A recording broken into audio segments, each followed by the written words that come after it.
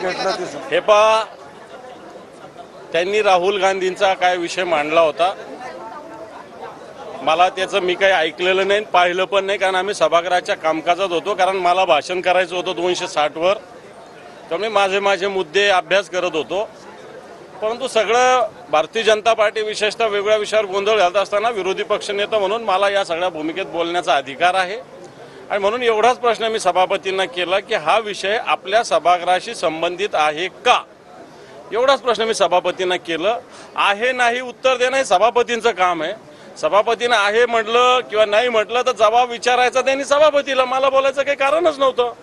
त्याच्यामुळं मी माझ्या जागेपासून बाजूला सारल्यानंतर मी शिवसैनिक म्हणून माझा अवतार धारण केला, हे सत्य आहे. पण राजकारणामध्ये आता वैयक्तिक दुश्मनी होते असं म्हणावं का या घटनेनंतर? वैयक्तिक जाते राजकारण असं म्हणावं? तसंच झालं ना ते. सभागृहात आपण समजा सत्ताधारी पक्ष असेल का विरोधी पक्ष, हा कोणाशी संवाद साधत असतो? सभापतीशी. हा काही एकमेकाशी संवाद नसतो साधत. आणि म्हणून त्यांनी काय असेल ते सभापतीशी बोलायला पाहिजे होतं. माझ्याकडे हातवारे, माझ्याशी विद्रूप हातवारे हे करण्याची गरज नव्हती, अशी गरजच नाही. मला हिंदुत्व शिकवणार का तो प्रसाद लाड सारखा माणूस? प्रसाद लाडांनी आरोप केलाय की तुम्ही त्यांना आई बहिणीवरून शिवीगाळ केली, तुम्ही शिवीगाळ केली आहे का? मला काही पश्चाताप होत नाही, मला काही पश्चाताप होत नाही. मी जे बोललो इनफ. तो कोण राजीनामा मागणार? माझ्या पक्षाचे नेते बघतील माझ्याविषयी, तो कोण राजीनामा मागणार?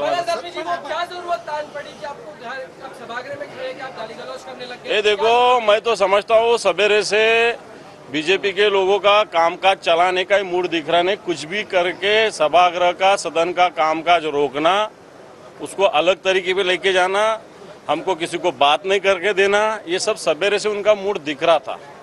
और उसी में उन्होंने जो लोकसभा में जो हुआ उसका विषय हमारे सभागृह में निकाला था. हमारे सदन का कोई संबंध ही नहीं. जो लोकसभा में हुआ वो लोकसभा देखेगी.